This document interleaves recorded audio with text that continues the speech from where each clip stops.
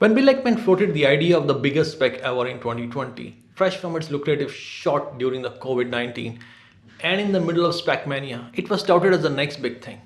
And it was picked and even sold as hotcake in the growth stock surge of late 2020s and January 2021. Yet almost after 18 months, the SPAC has landed no deal and even facing investigation after the failed UMG deal. So what went wrong?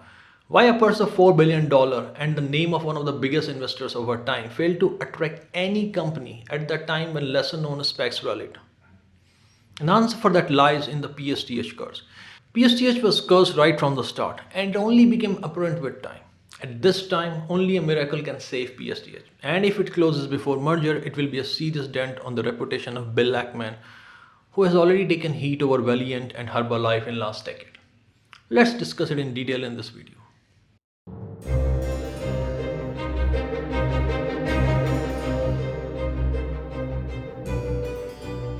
Hi, welcome to IndustriaNX and I'm your host Sachin Sharma. PSTH was launched with a lot of fanfare and enthusiasm in Q3 2020 and it had high hopes that time. Bill Ackman even claimed that he had to cut down the roadshow as nearly $12 billion was on the table for the SPAC. At the time of its launch and based on the best of my knowledge, it is still the biggest SPAC ever launched. Everyone thought it was a matter of time before it found a merger target and people loaded on it. At one time, it was even in mid-30s. That is almost 75 premium on fair value even before the merger news.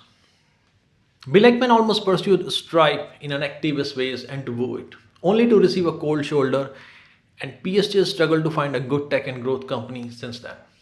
In a surprise announcement, he decided to go for 10% stake in Universal Music with PSTH, only to pull out from the deal after SEC concern. PSTH even got sued for it. So why one of the hottest investor and most cunning financial engineering expert of our time miserably failed in a SPAC merger, something that even minor celebrities with no financial experience managed to pull out successfully? The answer lies in Bill Ackman's background and his investing style. Bill Ackman is a billionaire hedge fund investor who features in Forbes 400. In 1992, Ackman founded the investment firm Gotham Partners with fellow Harvard graduate David. Gotham Partners is known for challenging the Standard & Poor's AAA rating for MBIA bond. Ackman bought credit default swaps against MBIA corporate debt and sold them for a large profit during the financial crisis of 2007-2008. It was a troubled investment due to several investigations. His long-lasting rivalry with another well-known activist investor Carl Icahn also started during the Gotham Partner days. In 2003, after a feud over an investment, they came to an agreement under which if Icahn were to sell the shares within 3 years and make a profit of 10% or more in this investment, he and Ackman would split the proceeds. Icahn paid $80 per share for this investment. And in April 2004, he sold it at $136.16 per share. Under the terms of contract, Icahn owed Ackman and his investors about $4.5 million, but he refused to pay and Bill Ackman sued him. 8 years later, Icahn was forced to pay the $4.5 million plus 9% interest per year by court order. In 2004, Bill Ackman founded Pershing Square Capital Management. In 2005, Pershing bought a significant share in Wendy's International and successfully pressured it to sell its Tim Hortons donut chain. Wendy's is spun off of Tim Hortons as an IPO raised around $670 million for Wendy's investor. After a dispute over succession that led Bill Ackman to sell his shares at a substantial profit, the stock price collapsed just after that. It raised criticism that the sale of Wendy's fastest growing unit left the company in a weaker market position, while Bill Ackman blamed the poor performance on their new CEO. Another notable bet for Pershing was JCPenney, Valiant Pharma and Herbalife. The last two went horribly wrong for him, and for Valiant Pharma, he actually ended up in front of Congress and allegedly faced investigation over Herbalife too. Bill's style of investing is what many calls activist investing. He builds his long or short thesis about company and get vocal about it. He tries to take position with intention to control, influence the company, direction, asset allocation, spin-offs and board. He's ruthless and he prefers to go with all guns blazing. Easier to say, not a very popular in many circles. And this is exactly why the fate of PSTH was sealed right from the start. Look, what kind of companies are looking for a SPAC mostly? These are novel tech and growth companies, and most of them use the fine details of a SPAC to build unwarranted valuation to raise money. Bill Ackman was neither the tech guy nor he was a friendly influence to be invited on board of the company. He tried to sway investors in case of a Stripe and completely miscalculated that private markets are flooded with cash and he's not welcome. Stripe was neither ready for IPO and for sure not for Bill Ackman. In my opinion, in tech sector, he got cold shoulders from many. I saw the news rumors reported by news agency that he might take Starlink public, but as a SpaceX investor, I knew it's false. Elon and SpaceX will never have issues to raise money and they will go to public markets when they are ready.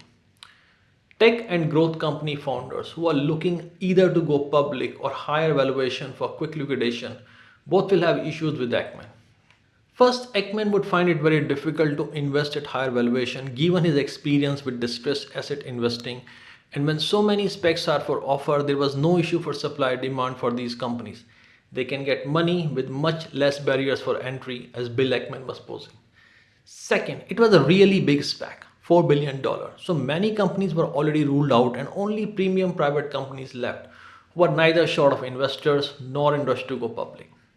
Third, going from private to public is already pain enough for many tech founders. Having Bill Ackman on back is likely unacceptable for many along with it.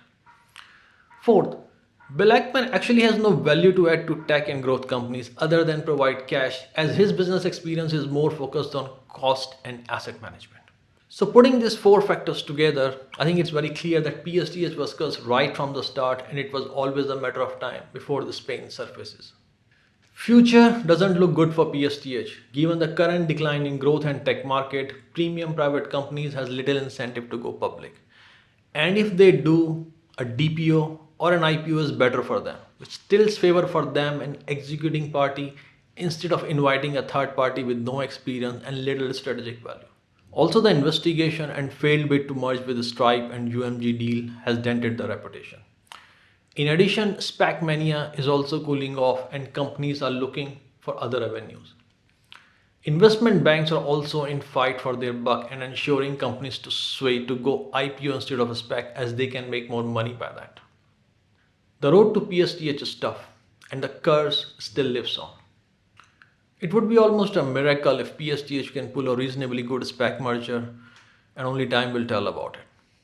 Please be advised the purpose of this video is to educate and teach tools on how to deploy strategic thinking on business problem in an outside-in manner. All contents are presented for education, information and entertainment purpose only, and no portion of this content should be used as financial advice. Please do share your feedback in comment sections, and if you enjoy the content, do like the video and subscribe to the channel. See you next time. Goodbye.